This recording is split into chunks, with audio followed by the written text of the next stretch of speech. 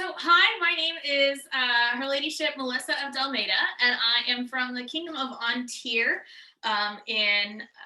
which is Washington, United States, in the barony of Gloumier, which is Olympia, Washington, for those people that are from outside of Ontario. My presentation today is the wax and honey, how to get the goodies.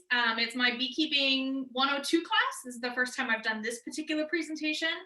I've done a few presentations where I do the, hey, this is how medieval and ancient beekeepers did beekeeping in medieval and ancient times. And then we walk out to my hives and I do a hive inspection, maybe get a little bit of wax and honey, that sort of thing. Well, my bees did not survive the cold snap that we had a few months ago. So I went outside and I had to collect all of my frames that had honey in them, so that way they wouldn't have gotten robbed over the winter or get moldy or any of that other fun stuff. And I felt this was an excellent opportunity to share how I harvest all of my wax and honey from my hives. So this is the how to get the goodies. Next slide, please. So in medieval beekeeping, they manage their hives differently than we do for modern hives. In modern hive beekeeping, we exclude the queen, so you get comb that is just full of wax and honey.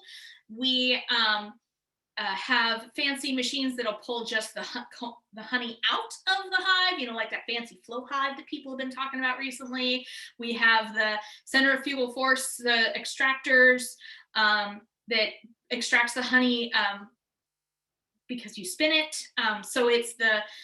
And we've got that standardized hive shape. Whereas in medieval times or ancient times, they would have used skeps or trees or Greek beehives or any of those other hive shapes. They would have just pulled them out of logs, however they do it. And so you were basically taking as much as you could from the hives and getting as much benefit of that as you could. So there's how that worked. And then next slide, please. Oop, there you go. So getting the honey. Of those 4 images there, the bottom 2 are actual honey extractors that they have identified and they use. So the one that is in the lower left-hand corner, that's a honey press from the Greek area, and it's very similar to an olive oil press or a grape press, because you would press and extract those things from that, and it would drip down on the sides. But if you go look at olive oil presses, they're huge because it's a much larger industry, whereas wax is much smaller. The one in the lower right-hand corner is also from the Cyprus area, and it was a tray that had kind of shallow areas around the edges, and you would press down on the comb in the hive, in the hive in the tray to extract the honey. The top 2 are from the Knossos Minoan snake temple, and they hypothesize that that is a honey press rather than being a snake feeder or a snake offering. But that's hypothetical. They think that that's how it was being used as a honey press, but they're not 100% sure. In more medieval areas, it would have been something similar to a cider press. So up until we developed the honey extractor, it's essentially a cider press. You go through and you load all of your comb into a container that maybe has holes on the sides, or maybe is a mesh or a fine fabric. You press it all down, you let the honey ooze out, and then you have honey and you collect it that way. Next slide, please. Wax. So even modernly, pound for pound, wax is oftentimes more valuable than honey is, because we do more with wax. So Aristotle, Virgil, they talked about melting wax using water, boiling water, and to get the wax out of the comb, because one of the things that when you go online and you're looking for how do I do this myself, and And they don't really talk about the garbage that's inside of honeycomb when it's not honeycomb, when it's the comb that you have both brood in, when it just happens to be comb that you pulled out of the hive and you don't really necessarily know if there's honey in it, but you want to be able to get the wax from it. There's so much garbage inside of the comb that modernly a lot of beekeepers don't even try to get the wax out of it because it's very labor intensive. To give you kind of an example, so my lovely assistant over here, will you hand me an empty frame? Okay, so this year I am using the traditional Langstroth frames, which are like this, right? Normally they have comb inside of them. Oh, here, thank you, sorry. So I have a Langstroth frame like this, and normally they have comb inside of them. And my comb, this frame I have extracted the comb from, and I've gone through and processed it, all of that other fun stuff. This one had more honey in it. But when you get the comb out of the hive, not all of it necessarily has honey in it. Some of it is just comb, right? So it's got dead bee babies. There's no actual honey in it. It's been sitting in some water, so it's a little oozy. But the wax content in this, you can kind of see the pollen in the top. The wax content in this is very low. And most of this actually won't melt. It's just kind of garbage. So I'm gonna end up boiling it down, and you'll see some of the garbage that we kind of go through and get. And it looks and smells like a very unpleasant bee soup. And then you extract what little wax you can get from that. So I do a lot of wax processing with very little product result, which is why I only do it about once a year. Because for me, it's pretty labor intensive. And if I'm going to do it, I need to have a lot of wax sitting around to go through and make all of that work. Can I go back to the slides?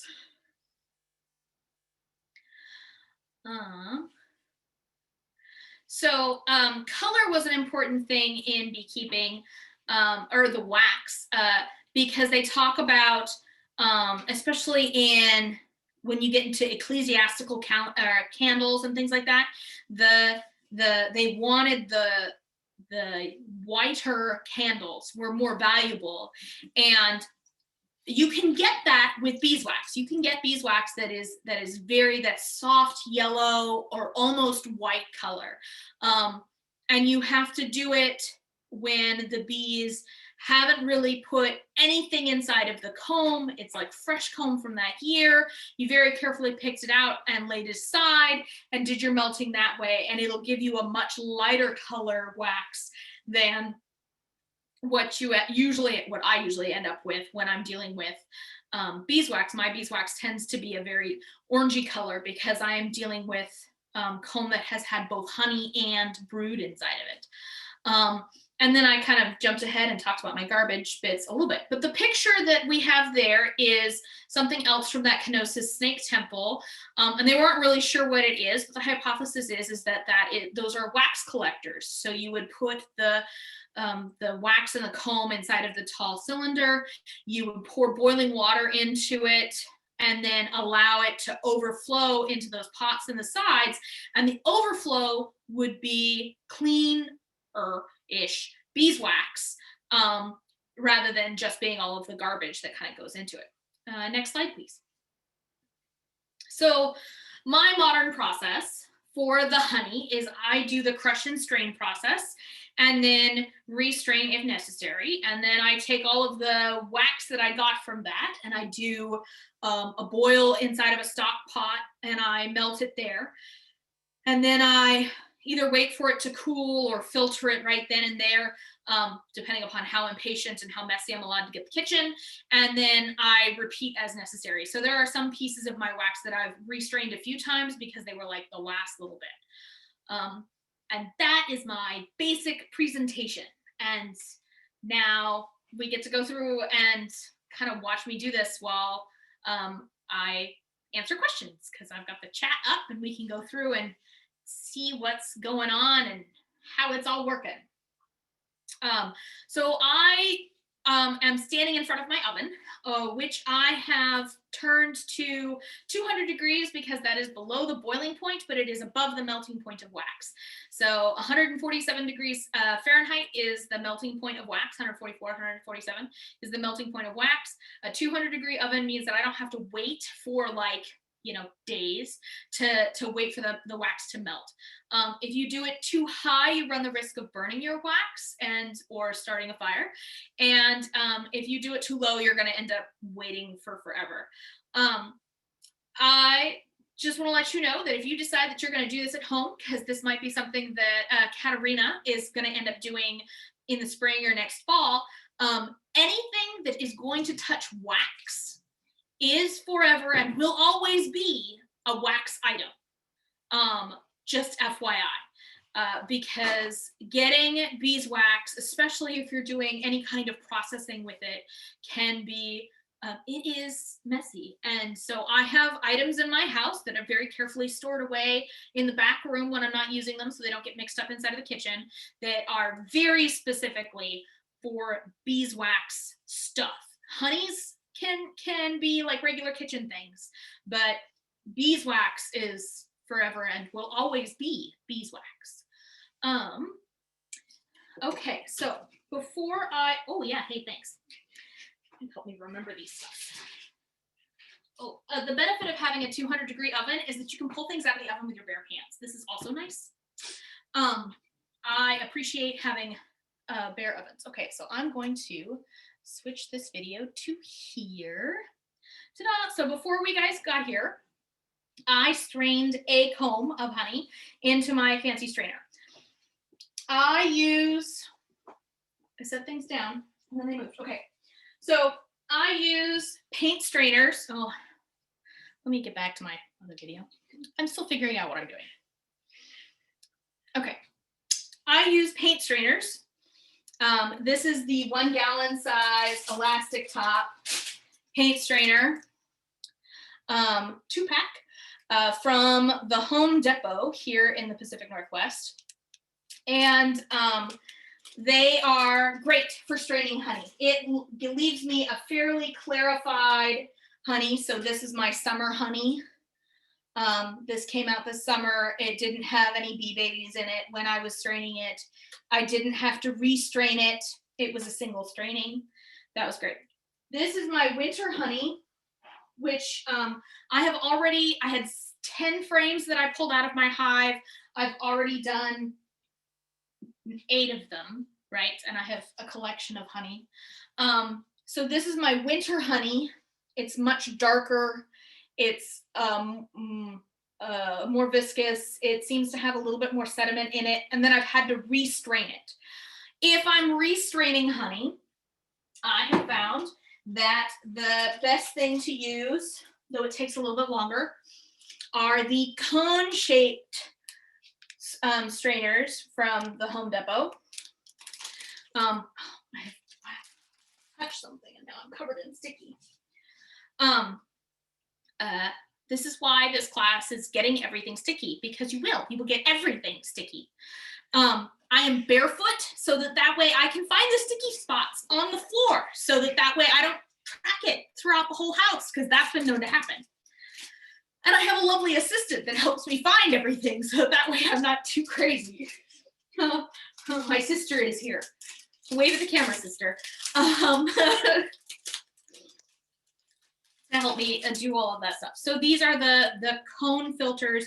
You find these filters at any of your local hardware supply stores next to where they do the spray machines for painting. And I have found them to be very effective. They're very cheap. They don't fit so well into my low waste lifestyle, but I only do this about once or twice a year, so it's not huge amounts of waste. So Yeah, it's sticky everywhere. Okay, so before y'all came, oh, well, let me show you the 2 frames so I don't have to switch cameras again. So, lovely assistant is going to bring me over a frame very carefully because these frames have been sitting for about a week. And they've been oozing a little bit, so it's the trying to not have, whoop, that didn't work. There's sticky stuff. Okay, so this is a frame of honey. You can see the capped honey spots on both sides, but it's a little bit darker. You can see on the bottom left of this one that, oh, as I stick drip everywhere, that there's pollen in there. There is no brood in this comb right now, but because it's a darker comb, we know that brood was in this comb at one point in time. So there's going to be more garbage inside of it when I go through and strain it. So we are not going to work with that one today because that one's got garbage on it and it's harder. Yeah. Do you want to switch camera first and Nope. bring over the new one? No, I'm gonna show that one and then we're gonna lay it down. Okay. And then I'll switch cameras because I can do it with one finger. Thankfully. Okay, so this is the one we're gonna work on today. It doesn't have as much honey in it, but it also doesn't have any bee babies in it, which is one of those sticky things that we have to worry about. So this one is a much lighter comb of honey, but it only has honey on like the one side. So you can see the other side doesn't have as much comb in it, but it's a lighter. So the wax that would derive from this would be a much lighter wax, but because I'm mixing it in with the other stuff, it's all going to be one color. I don't have the capability of splitting out my combs based on wax color in order to get the most highest quality wax. So we obviously are not making ecclesiastical candles with my wax. It's just not happening. Okay. All right. So now I can switch to this one here. Okay, so here is my lovely wax here. I recommend a serrated knife because that cuts through everything better. I also use this one in my hives because I hive on the cheap. Oh, yeah. Sure. That didn't, yeah, we're just gonna shove the whole thing over. I love the silent pantomime that happens over here.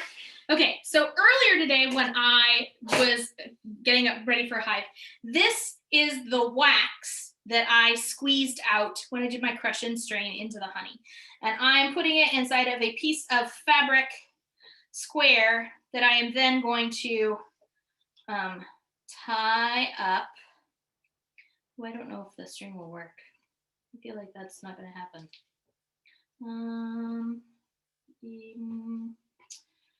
Where's the clippy?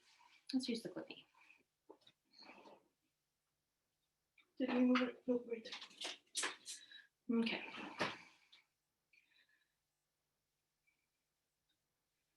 So I'm going to put this inside of a piece of fabric. And the reason I'm putting it inside of a piece of fabric is because I'm going to put this inside of my pot of boiling water with the other comb that we did earlier. And then I am laying down another piece of fabric to squeeze the comb into, because I'm going to squeeze away it and then it'll do the thing that it needs to do. Okay, there's it there. Write this down. Okay, so this was the comb that the honey that I squeezed earlier. This is a food safe container. I think I got it at the local like cash and carry place. I have a plastic colander inside of it with a mesh on the inside, a mesh inside so that it drains through. And then I've got a paint filter on top of it. And I did the crush and strain. So now I'm going to put plastic gloves on because there's only so much real medieval I do with all of this.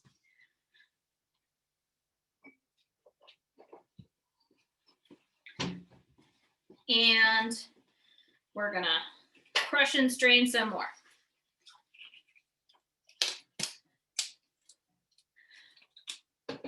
I do try and keep my house sticky free. It doesn't always work.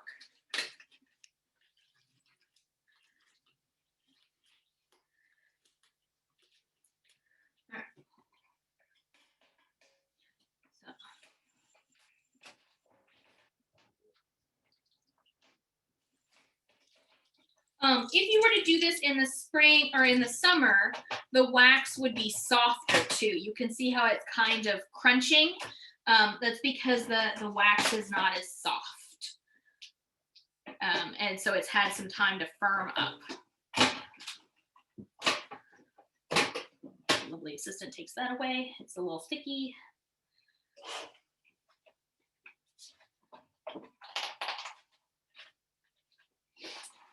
Okay, so I'm trying to only cut, do the squishy bits with. So crush and strain is very official. You literally take your honey and then you crush it, and it gets all oozy. And it's a fun tactile experience. It is better to do this when the honey is warm because it flows a little bit better. Right now, it definitely moves a lot slower than it would if we were in the middle of summer. Even though our summers here in the Pacific Northwest don't get that warm, it's still nice to have much warmer. As you can see, as I'm kind of oozing this, this is also a much lighter color honey. I don't know if you guys can tell that, than what I was dealing with before, because there's no bee free babies, which is always nice. I love it when there's no bee babies.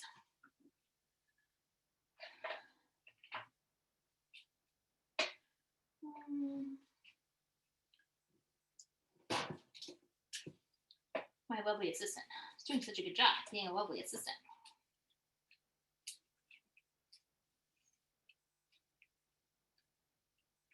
Do we have any questions so far? I'm just talking into the ether space, so. Nothing so far.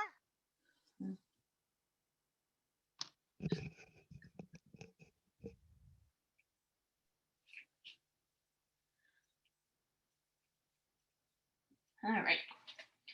Will you start the pot boiling, please?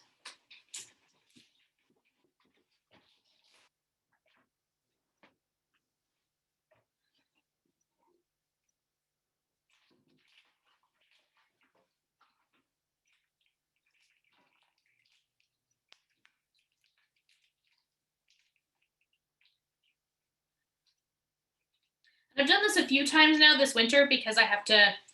I do not worry about sanitizing the straining mesh. I do it as a one-time use. I don't know that there's necessarily any food sanitization that has done with the mesh. I know that the mesh is not designed for food purposes, but I'm assuming that they're doing their stuff in a relatively clean facility, and don't feed this to your children under the age of 1. So how long does it take for the honey to drain out? Part of the reason why I'm squeezing the comb and taking it out and removing it is so that way it has less to go through, right? So it's just going through the mesh and the comb particles that are in here.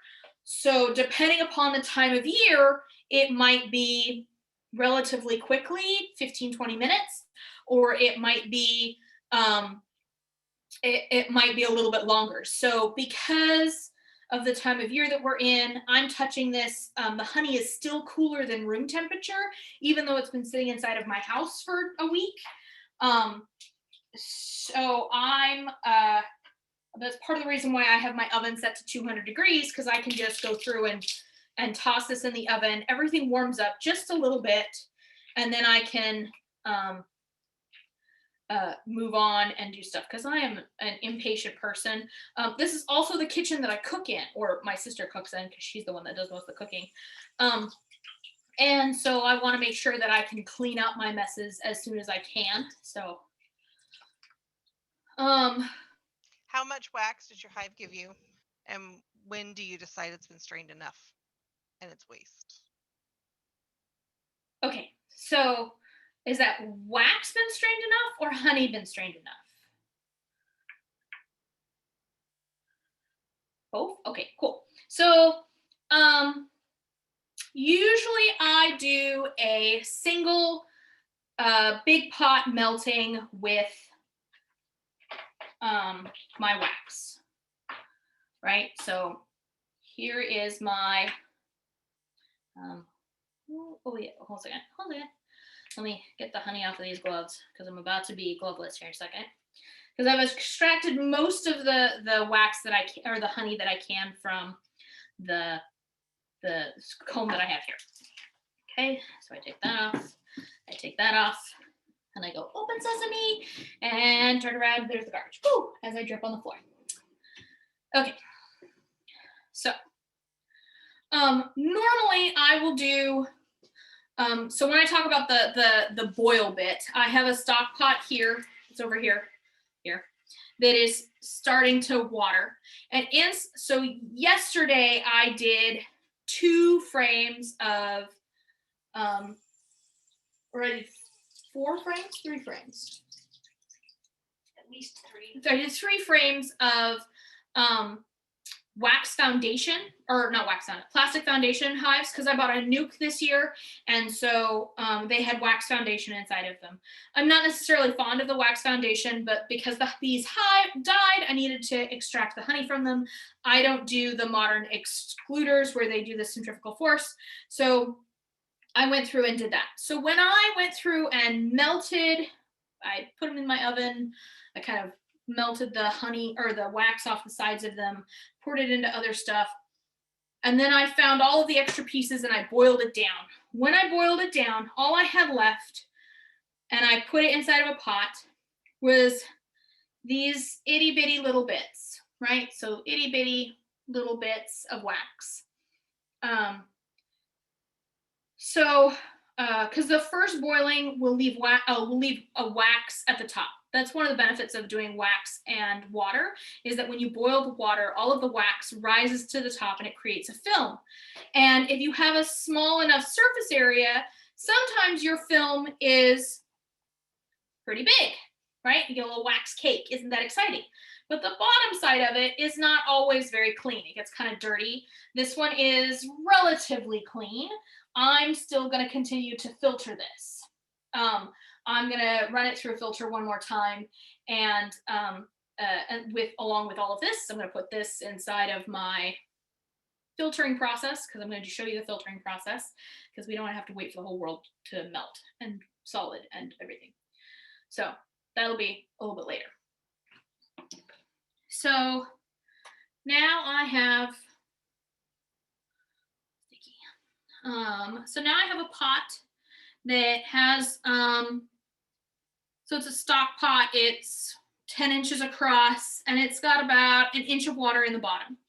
Inside of that, I have my comb, my dirty comb here, and then this is the comb that I squeezed earlier today. I'm going to toss in the nicer comb that I have, because this isn't going to create as much garbage.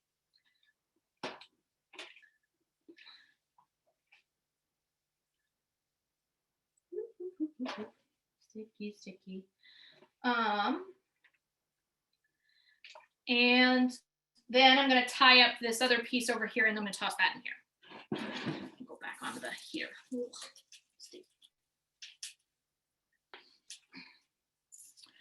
I'm also very thankful that I have a solid glass top oven, because if this were one of the other regular electric ovens, you end up with I end up with wax on just about everything. So I have see to the coils becoming just a nightmare. Yeah, well, absolutely. And try to clean it up and everything else. Even as much as I try and keep things tidy, I still end up with wax everywhere. Will you go grab me some cleaned wax in the studio? So yeah, no, a lot of people like to talk about how their wax melting station is someplace outdoors. I don't really have an outdoor station yet for wax cleaning, so I do all of mine indoors and try and clean up as much as I can between uses. I've also got a hodgepodge of stuff. It's nothing super standard or anything else like that. So I usually clean my wax because I'm not 100% sure what people want to do with my wax, because I do like give it away and sell it and stuff like that. But I usually clean my wax until it's, you know, doesn't have any V-legs or other stuff in it. These are about ½ ounce, and I make them in a silicone ice cube tray. This is last season's wax, right? So it's dried up a little bit, been sitting around waiting to happen, but it's about just as clean. I tell people who use my wax that they can use it for cosmetic purposes. Technically, you could use it for food, but I can't guarantee that it's at food standard cleanliness, which is why I only give it to or sell it to friends and family, people who know me. I don't usually give my wax away to people that are commercially. Oh, pro tip. These things that go between your counter and your oven are a lifesaver, and I highly recommend them. I think they were $6 a piece at Bed Bath & Beyond. So that was pretty magical when I did those, because I accidentally spilled wax down the counter here a couple days ago. So getting those has been a huge lifesaver. Put this back here. These pieces into the pot. I kind of wanted to.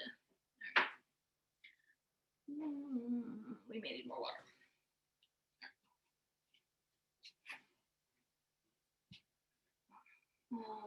Yeah, one package of string. Okay, that's good.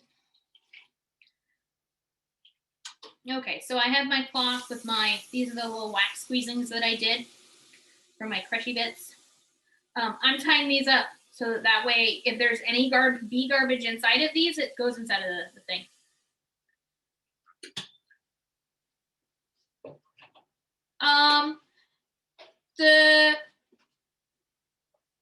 I try and filter most of my stuff.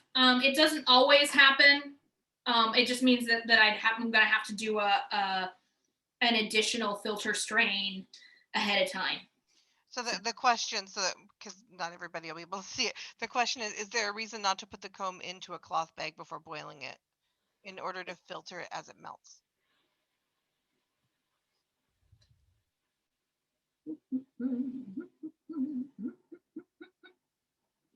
Oof, goopy.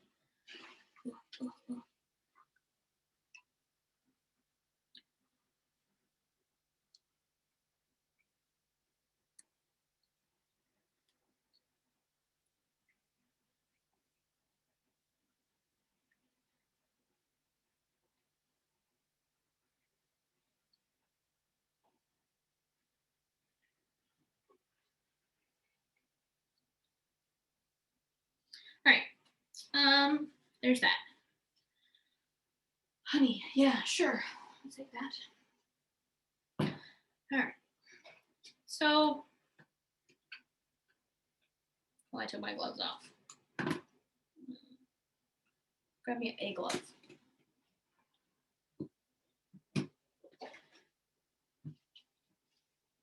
Okay, so we just did this pot, or I just did this pot. Y'all did it with me, it was fine. So here is my strainer and my bag, right? It's not really dripping anymore, but there's still little drips.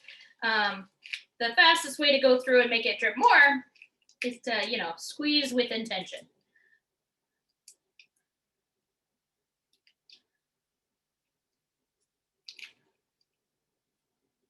Now, I have melted the honey or the wax that is in here using just these bags, which you can do, but you don't want it to touch the bottom of your pot because it will melt the plastic strainer, because it is a plastic strainer rather than a fabric one.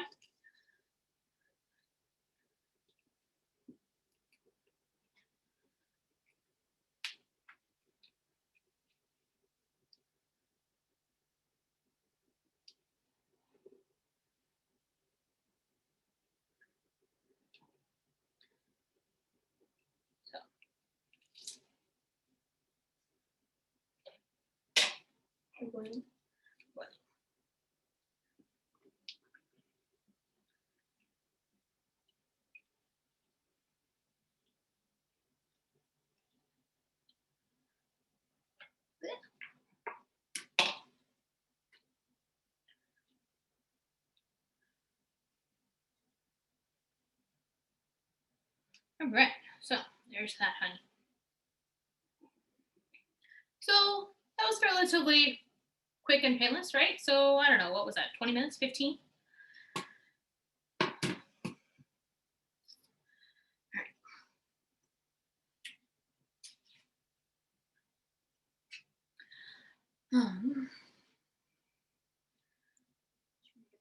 Yeah.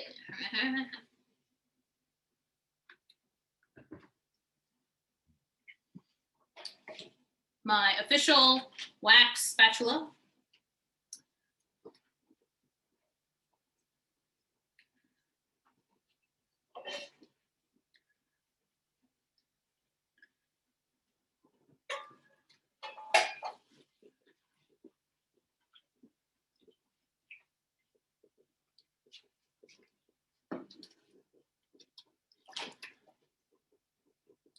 I think we're gonna use a tiny bucket. No, the plastic one. Ah.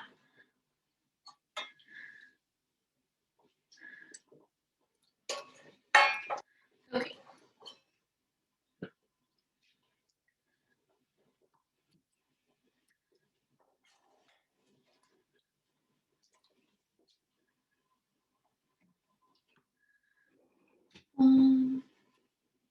I know this is super thrilling. Any other questions? Is there a way we can angle it so we can see the pot? Yeah. All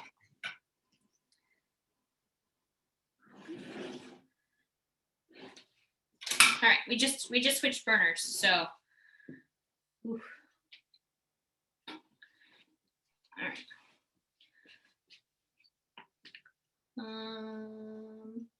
Who's it right there? Oh, hey, look, official holder person. So that big piece that was in here, it's all melted down, and now we've got all of these like shell casings and I don't know, bee cocoons and interesting things like that.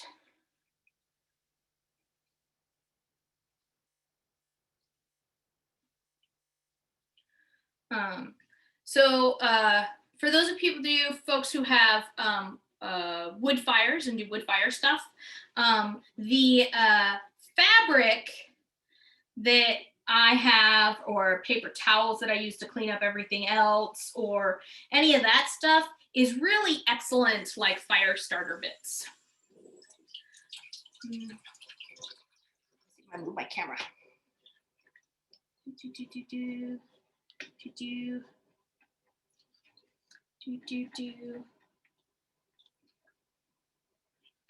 Oh, that didn't work.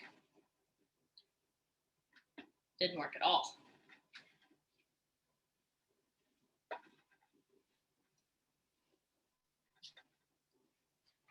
Making y'all seasick. There we go. That's close enough.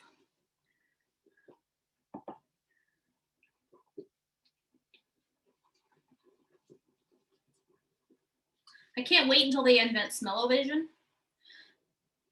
Because, I mean, not that this is a bad scent, but it's definitely not necessarily the most pleasant of scents that I've had. I prefer to imagine that it's just that nice beeswax honey smell. You wish.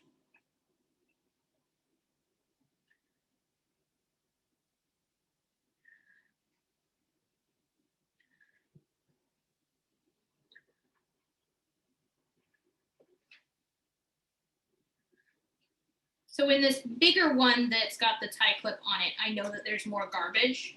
So I'm trying to kind of minimize how much garbage goes back in and just get the wax.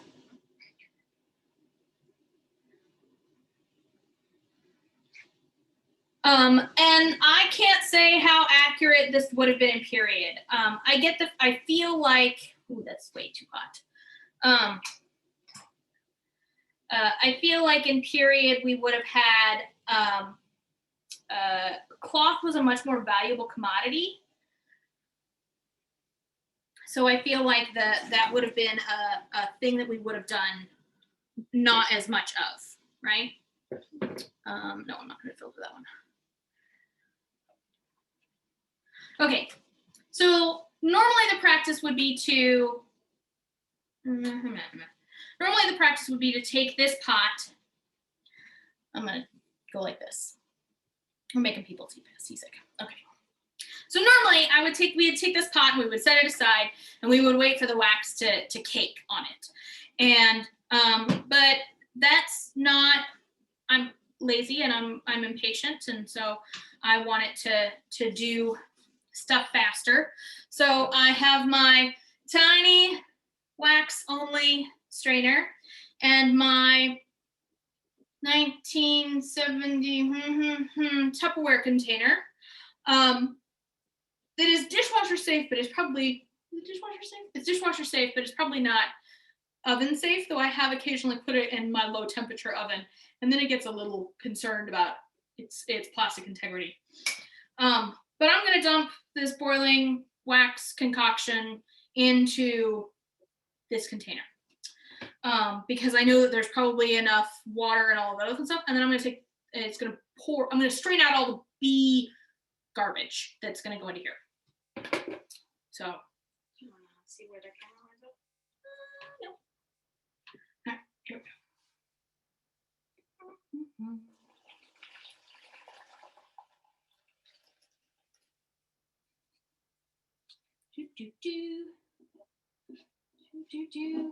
Hey, the burn spot on the bottom of my pan didn't get any worse. Yay! Means I did not burn the plastic.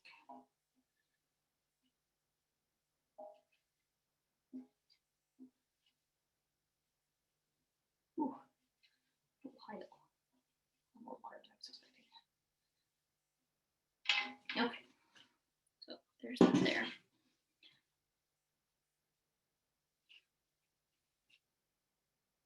Use the one. Switch it. I'll switch the camera. Well, I'm going to show that. Okay, so here, let's see if we can switch the camera again. Ooh, I touched this sticky finger. Okay, so here is my plastic container and the wax dripping into it. And this is all bee garbage that came out of those like 2.5 frames that I was dealing with. And I'm just going to kind of let it drip until it's done dripping. And then I'm going to take this and I'm going to throw it in my compost. So that way I don't, theoretically chickens like this. I don't know. I don't have chickens. So I tend to throw it inside of my compost bin and let it do its composty bits and call it good. So when it's done, it will have a cake on the top. And the underside, you can see this brown color, right? So it's gonna be a brown color, and it's not super, I don't think too hard about what it is, because it's all cooked bee bits. Okay, ready? You take that outside, you have shoes on. Okay, so my happy assistant just went outside with that. So then, this has to wait until it melts, because right now it's a water wax mix, and because they're both fluid, I can't really change them around, fix them up, separate them out, filter them any better than they already are, sort of thing. I need to wait for the bee sediment to fall to the bottom and the wax to rise to the top. So when it comes to filtering wax, my process is, where'd my new tools go? Here we go. Like I said, I like the oven because it allows me to heat things up and keep things kind of fluid and liquidy. Because that's one of the disadvantages to beeswax is that it sets, you know, if it's 90 degrees, it'll still set, it'll set as solid. So, you know, it sets very quickly. And so keeping things kind of fluid is nice. Are you done with that one? Okay. Let's go back. All right. Oh, fits so perfect. We just got this container today. I'm very excited about it because it's metal, which means it'll go inside of the oven and I won't accidentally melt it because I've been known to make that happen. Okay, so filtering beeswax, I tend to also use, I use a muslin or like just a loose weave fabric, right? So I don't know how you can see that. You know, I think this is an old bed sheet. You got to be careful about your bed sheets, though. The higher thread counts make it harder to filter things through.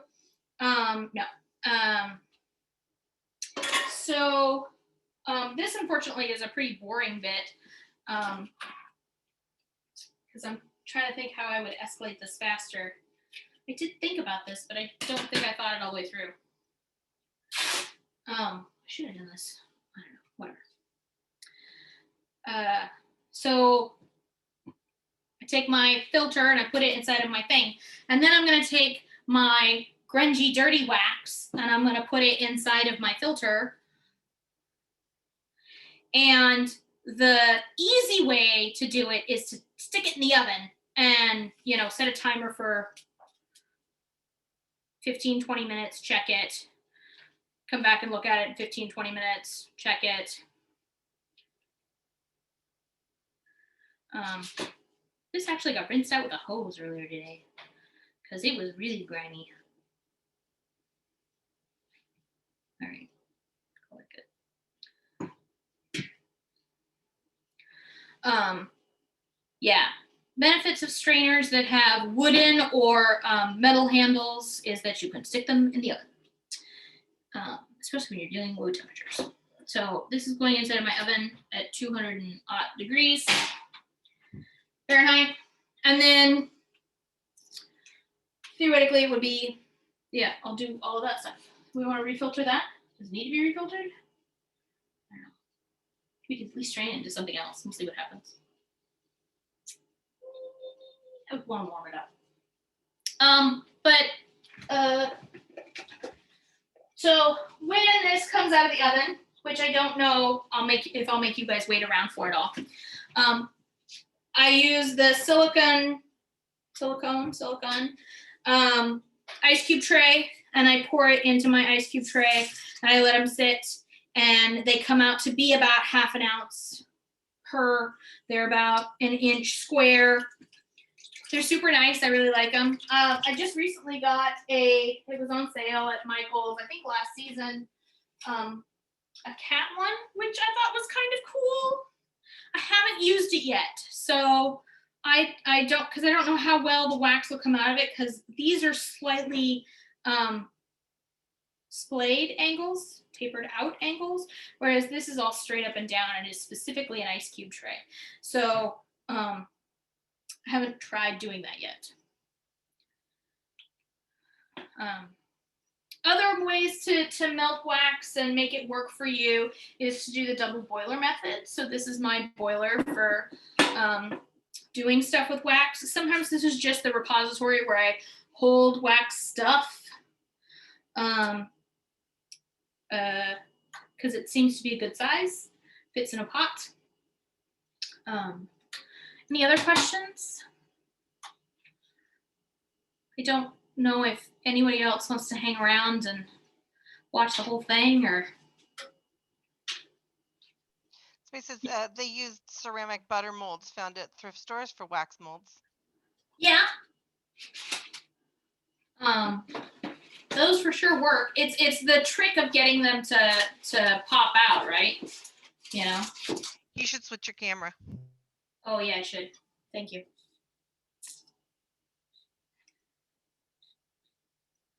There we go. You can see the backyard. It's great. I do a lot of my cleanup for my beekeeping stuff with the hose outside because you don't want any of the wax to go down your sink. Because that's a no-no. They said that freezing helped. Freezing helped for the wax molds too. I managed to be relatively unsticky. Yay!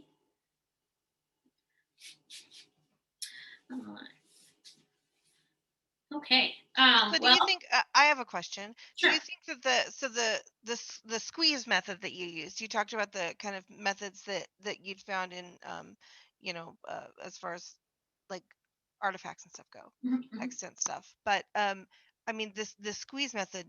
Don't you think that probably would have been one that they could have used because it would have been easy, like a low supply. Right. So my only challenge with the squeeze method is so if you're a monastery, right, and you have a bajillion skeps that you're monitoring and taking care of, chances are at the end of the season you've taken your 3 or 4 skeps that you're going to harvest from that year, and you've carved out all of the comb and you've set them aside. So when it comes to like labor payoff, ideally you're dealing with 15 to 20 rounds of wax that will process faster if you hand squeeze them, but fabric is also a commodity. So because wearing what I'm wearing now, thinking about the time and labor that it would take into weaving something that I'm wearing, and then making it by hand, and then to use that fabric as scrap, right? So I mean, like, do we have enough bad fabric lying around so that I can use it as scrap, so that way I can strain the difference between the wax and the honey doing it by hand? So I think that they did do the crush and strain process, and then they probably had either a piece of fabric that they reused every year. So they probably didn't do the melt process with the fabric because they wanted to be able to reuse it. So they would just use it to strain the honey and then wash it and then use it again the following year, and they probably crushed it into a container, right? So crush it into a container and then strain the wax through the fabric as it goes into its storage vials, wherever those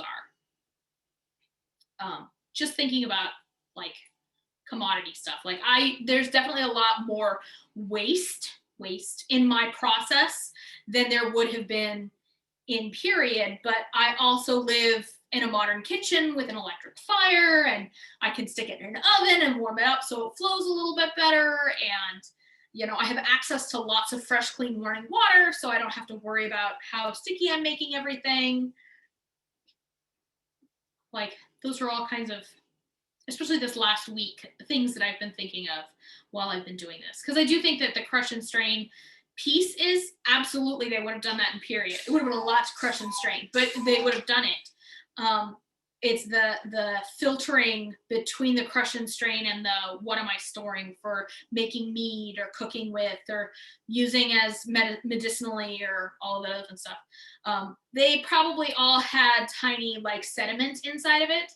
So this jar of honey has not been filtered, right? So I don't know if you can tell on the top, right? There's little filaments and bits inside of that. Some of those are like beanies and wingtips and wax particles. And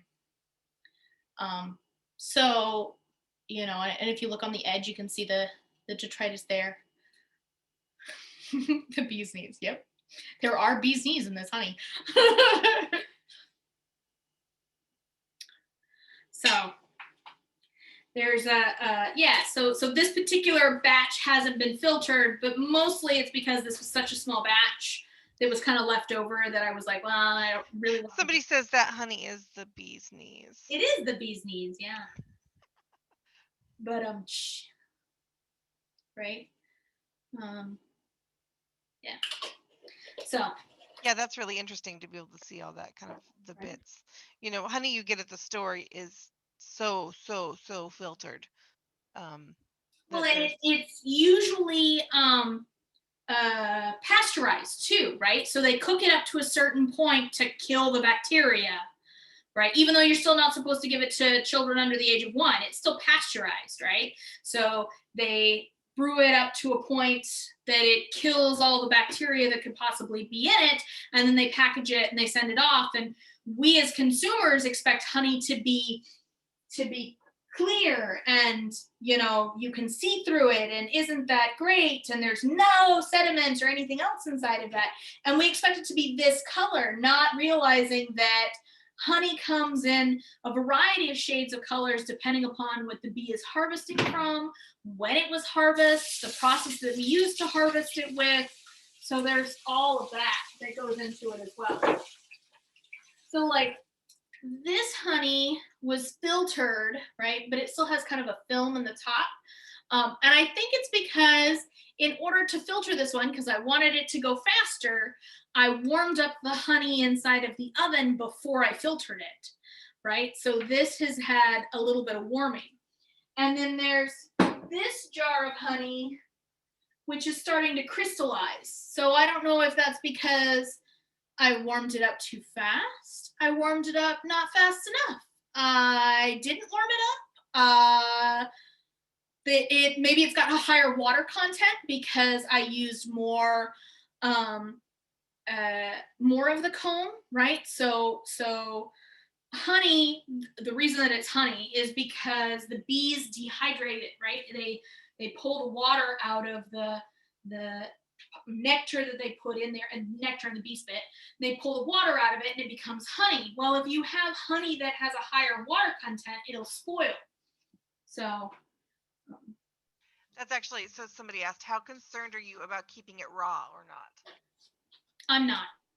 I'm like, to me it's I don't use any pesticides or chemicals inside of my hives, right? I can't guarantee that my neighbors aren't, right? So I can't claim that my honey's organic because I can't guarantee that my neighbors aren't using pesticides on their flowers and the bees aren't bringing it back.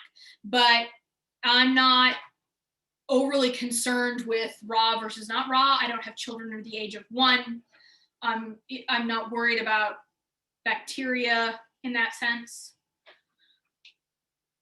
Somebody commented, honey crystallizes. Store honey often has a higher water content and or added corn syrup. Right. We've discovered within the last 5 or 10 years that honey that comes from China may or may not be honey. It may just be flavored corn syrup. Okay, so my lovely assistant has provided me with a funnel, and I'm putting in a much finer filter, so it's a very fine filter, though it does say medium mesh on it. So, and there's a comment, lack of crystallization speaks to processing. So yeah, because it wasn't heated, right? Then it is more likely to process or crystallize. So I can touch this with my hands, but it has been sitting in a 200-degree oven for a little while, so I can't hold it with my hands for very long. So this has got a little bit of sediment on top, so I'm just kind of doing the this is how I filter it demo.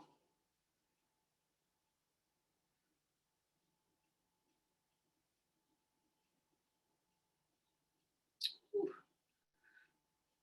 It's not as warm as it could be. And it'll just kind of filter through. And it works faster if I go through, because see, can you raise it up? Oh yeah, perfect. Thanks. Yeah, so it is filtering through. It's moving relatively well through there. But it's not going to be quite the crystal clarity that we were getting with the other honey. So even though, because I'm pretty sure I filtered this honey once already. So even though I filtered this honey, it's still going to be a little bit cloudier than, let me pick this up again. So there's the what I'm starting with. It's still going to be a little bit cloudier than what I've got going on with the summer honey. And if I wanted to make this work faster, I would stick it back in the oven because, it warms it up and then it becomes more squiggly. Because the inside of my house is what, 69 degrees Fahrenheit, and the inside of my oven is 200, and outside is like 40 degrees. Oh, you want to put that in there? Yeah, right. Okay. It should probably get heated up, so I'm gonna put it in the oven. Let's check on the wax. See how the wax is doing. In my new little wax thing. All right. So the wax is, I can see that the edges are starting to melt, but I still have mostly solid pieces. Yeah. I probably need to bump my oven temperature up if I want this to happen with any kind of speed. Right. Yeah, right. Honey crystallizes. I think that's all I got. Anybody else got any other questions? Want to sit here and chat with me? Talk bee stuff?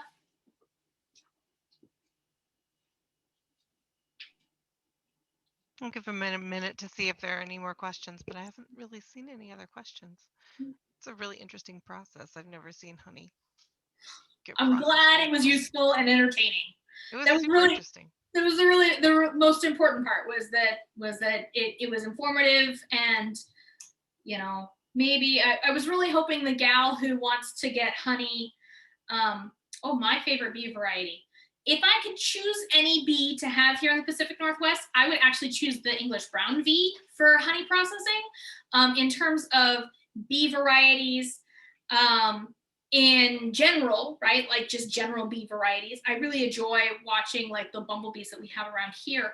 But if you want most efficient bee for pollinating crops here in the Pacific Northwest, the mason bee is your best bet because they are like 97% effective at pollinating crops, whereas honeybees are only about 85% effective.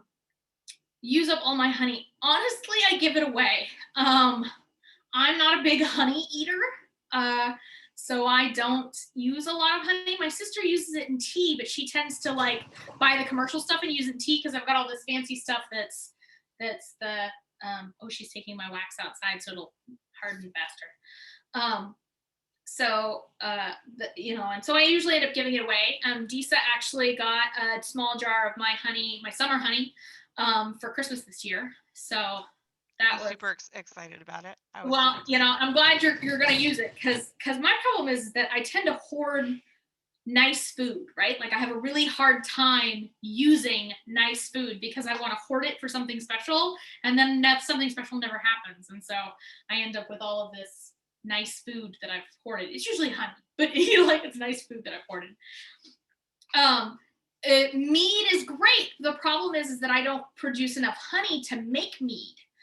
Because you really need to have like a gallon of honey to make a pint of mead, but I don't usually produce enough honey, and normally I get like a jar and a half, pint and a half. This is usually like the total sum of my honey collection every summer.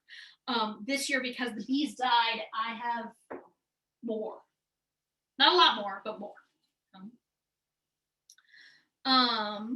Do you know if the colony produces less when they have to rebuild the comb versus when they can clean and reuse comb that's gone through the extractor? So that might be a case of it. So comb that also goes through the extractor often doesn't have brood in it, right?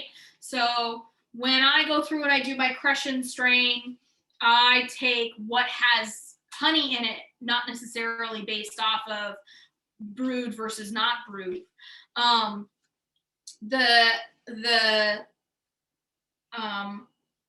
not in it for the honey production, so this is why I only do this about once a year. But I'm in it more for the bees. So if they spend more time making comb so that they can put more honey in it, I'm okay with that. This is my first year using Langstroth bars too. In previous years, I'm a top bar beekeeper normally, right? So I just have a bar and they make comb on the bottom of it normally. But I couldn't find packaged bees that were semi-local, so I got a nucleus which was semi-local.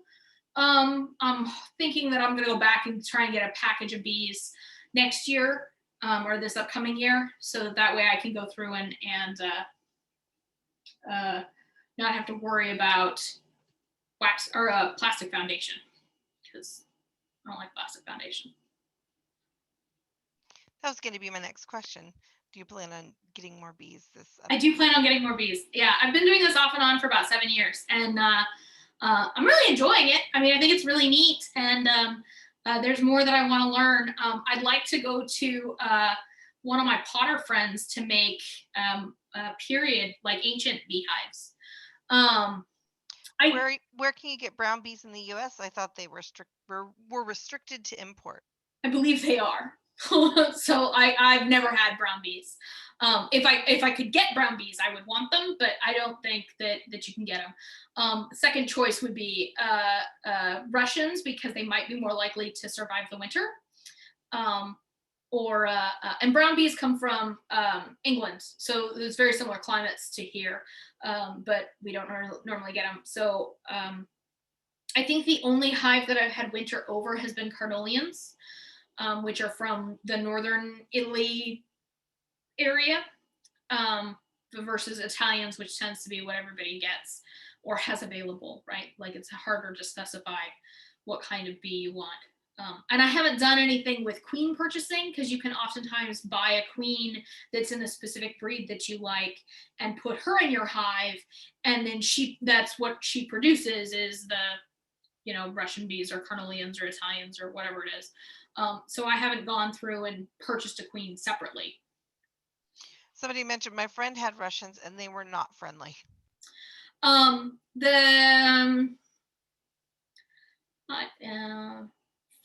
Friendly versus not friendly, I'm not sure that I don't know that that's necessarily one of the traits that I'm looking for. Do you do any trapping of wild swarms? Any success? Because I've been doing mostly top bar hives, I haven't attempted to do any swarm catching. I do belong to the local Beekeepers Association out here, so the Olympia Beekeepers Association.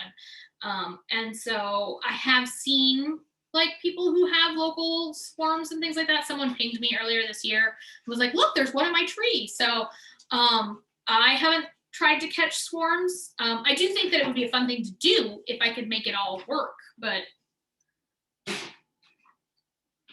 oh, yeah, sure.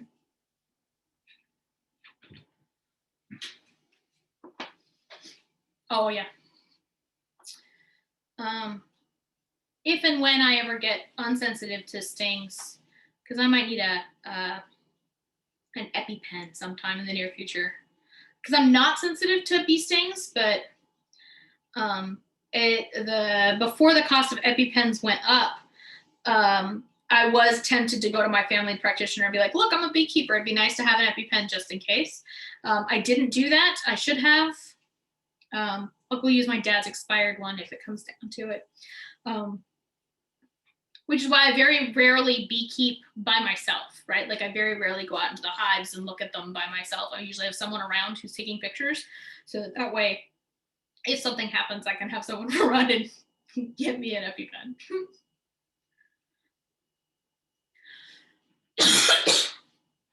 Any other questions?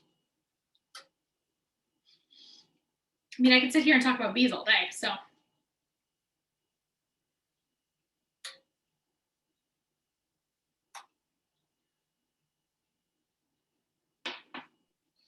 Yeah.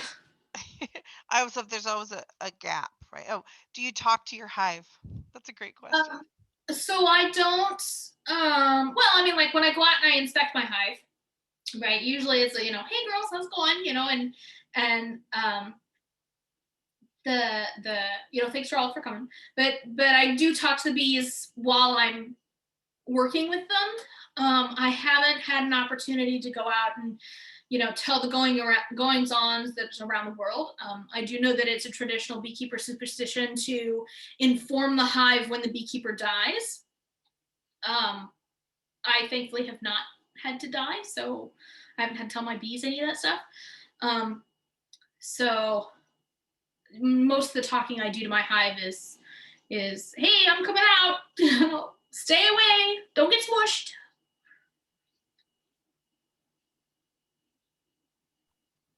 I think that's all the questions. I'm not seeing anything else come in. Cool. Do you feed your hives, and what do you feed them? So I usually just do a sugar water blend, and I usually feed them when we go through dearths here in the area, in the region. Yeah, I always feel bad when I squish bees, but so and I usually, my sugar water ratio is boil water and pour sugar in it until it doesn't hold sugar anymore. So that's my sugar water ratio. This is the sugar water that they were drinking when they kicked the bucket. And like that's kind of how I knew that they were no longer alive, because I had given them sugar water and I saw them drinking a little bit, and then the level of the sugar water didn't continue to go down. So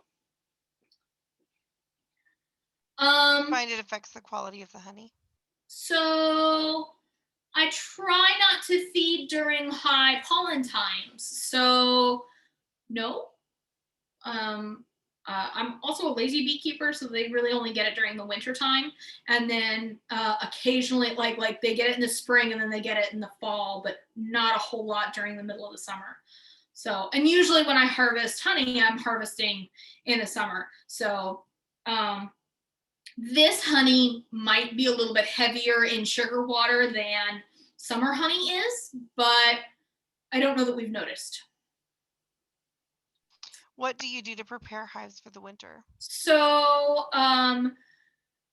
in past years where they have survived, because I was using top bars, I got some of the foam insulation with the aluminum on one side, and I put it on either side of the hive and wrapped the hive up, and then I put I kind of like packed the empty spaces with burlap, and made sure that they had access to sugar water, and I had access to get in to give them sugar water, which wasn't opening up the hive, because opening the hive, causes cold snaps and things like that. This year I was not fast enough with the insulation, which I think is what got them. And it's a new style of hive, because I'm not doing the traditional Langstroth boxes. I'm doing a long Langstroth. So it's a longer trough, and so I pack the back end with burlap, and they have a cover, but they had the gap at the bottom, which I think normally I would fill with chips, but we didn't. It wasn't open, so I didn't fill it with chips. So I feel like there's that space affected. So. I read that hives do best in locations with a lot of sun. Do you know if that's accurate? So the corner of the yard that I put my hives in, the reason they're there is because it gets the most summer sun. My backyard is pretty shady as it is, so if it got more sun during the winter, it would probably be better. But I do know that bees don't really wake up until like the sun hits them in the morning. So if, in my case, my bees don't wake up until about 10 o'clock in the morning, because they're basically along that back fence, and that back fence is has got lots of trees in front of it. And so, and that fence is on the east side of my property, right? So the sun comes up on that side and then goes over the house. And so the bees are actually back in that corner, of the yard, like on the other side of the red canisters over there.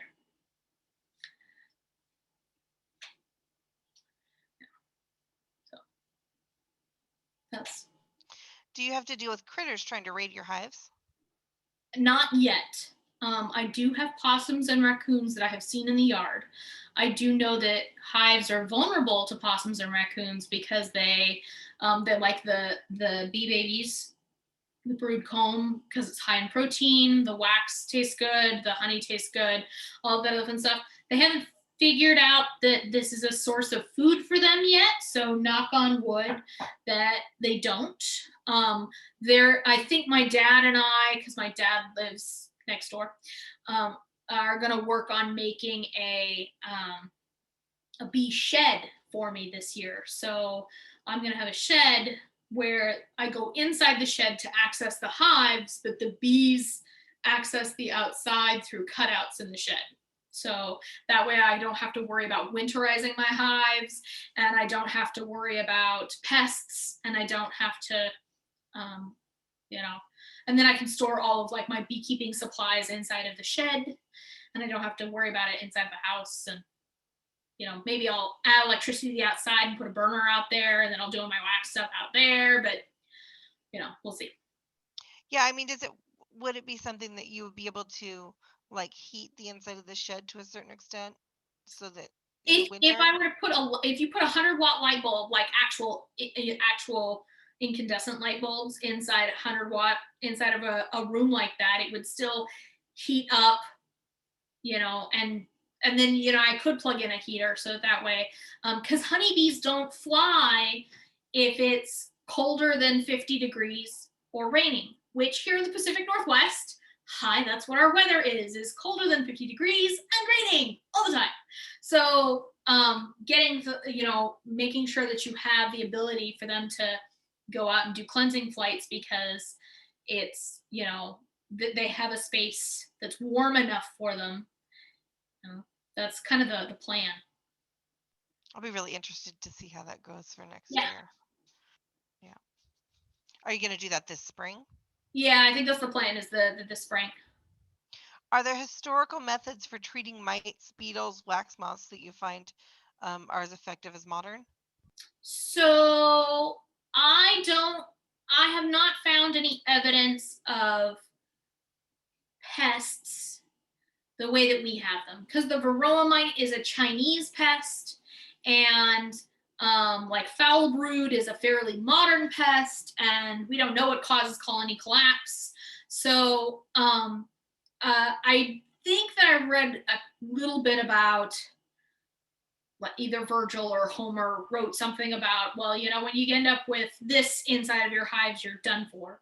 But I don't know that I've read anything specifically about pest management in ancient medieval beekeeping. It just hasn't been something that I've found.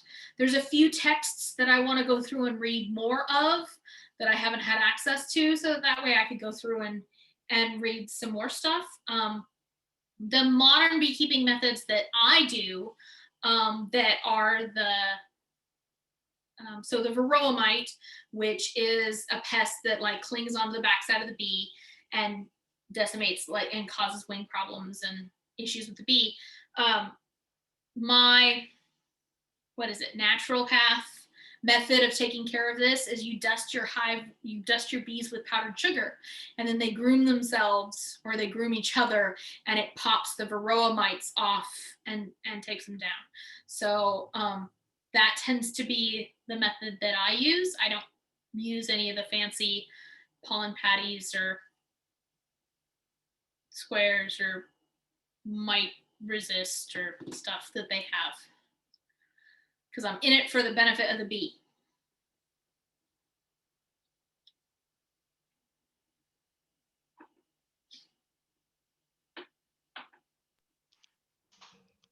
All right, I'm going to say it again, but every time I say it, then there's another question. I think that's all the questions. Thank you so much for teaching today. It was super, super interesting. Oh, I'm glad. Yeah, I had a blast. Thank you all for coming and watching and having questions and answers and looking at stuff. And I'm glad it was beneficial for those of you that watched and paid attention. And thank you for being part of my little show. Oh yeah, I am wearing my yellow tunic. This is the most recent one that I've made, so it fits best. I was gonna wear more layers, but this is Honeyland, so it gets sticky. So I didn't want to have any extra flapping bits or my nice wool or anything else like that. So this is linen. I can just go in the wash when I'm done. Maybe we can do another class once you've made your shed and stuff, and we can you can kind of show that and how that works, because that'd Yeah. be really interesting We'll too. do Beekeeping 103. It'll be fine.